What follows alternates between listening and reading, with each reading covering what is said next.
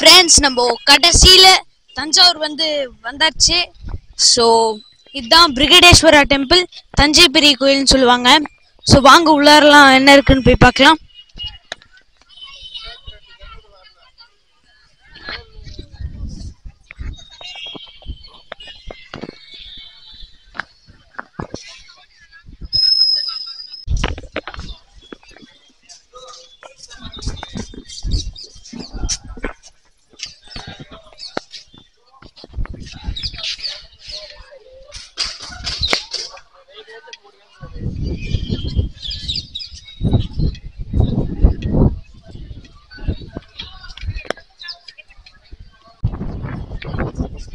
Friends இதுதான் டெம்பிளோட lay out.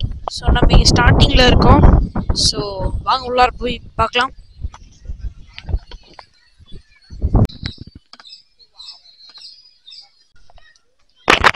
Friends இங்கே rush control பண்ணுறதுக்காக மெயின் என்ட்ரன்ஸ் வழியாக உள்ள.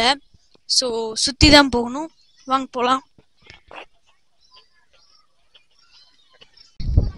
ஃப்ரெண்ட்ஸ் நம்ம என்ட்ரன்ஸ்ல முடிச்சதுக்கு அப்புறம் இந்த பெரிய ஸ்டாச்சு இருக்கு. இதோட பேர் தான் நந்தி. இது ஒரே கல்லால செய்யப்பட்டதுன்னு பல பேர் சொல்றாங்க.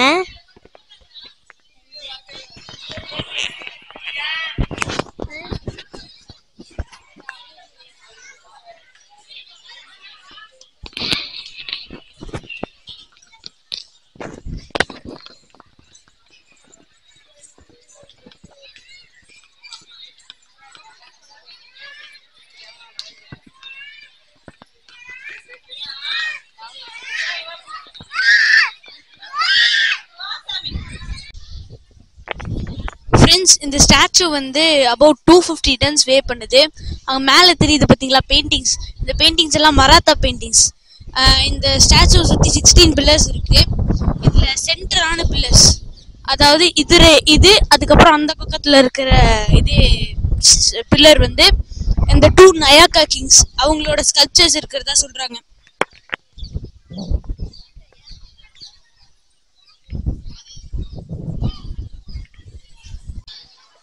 ஃப்ரெண்ட்ஸ் இதுதான் மெயின் ஷ்ரைன். இங்க இருக்க ஸ்ட்ரக்சர்ஸ் எல்லாம் பாருங்க.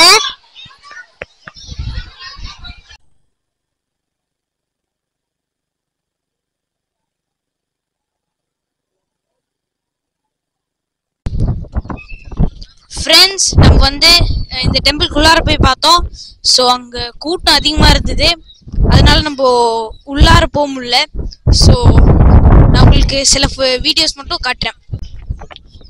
ஃப்ரெண்ட்ஸ் எங்க மேலே இருக்கிற அந்த ஸ்டோன் இருக்குல்ல, அது அபவுட் 80 டன்ஸ் இருக்கும். அது எப்படி மேலே ஏற்றுனாங்களுக்கு நம்மளுக்கு இன்னும் தெரியாது. ஸோ வாங்க வேற எதா இருக்கான்னு போய் பார்க்கலாம்.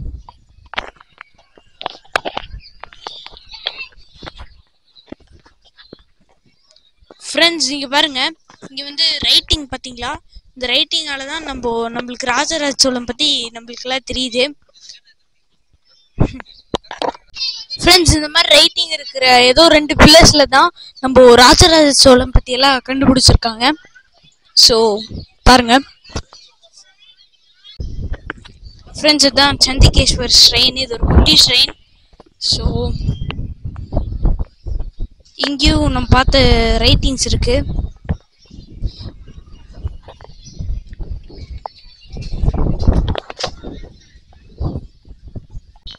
ஃப்ரெண்ட்ஸ் இங்க தெரியுது பாரு, இந்த டெம்பிள் 216 ஃபீட் டால்.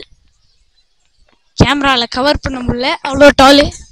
ஸோ அவ்வளோ பெரிய பில்டிங்கை நம்ம ராஜராஜ சோழன் கட்டியிருக்காரு.